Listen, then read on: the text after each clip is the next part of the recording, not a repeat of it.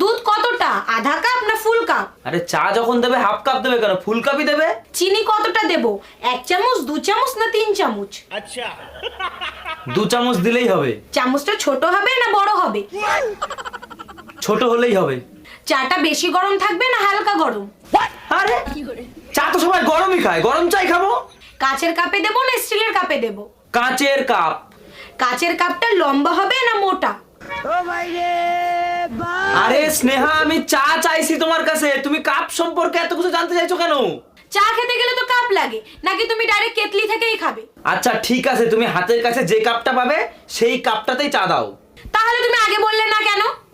আরে কারণ আমি চা চাইছি, আমি ইন্টারভিউ দিতে আসিনি।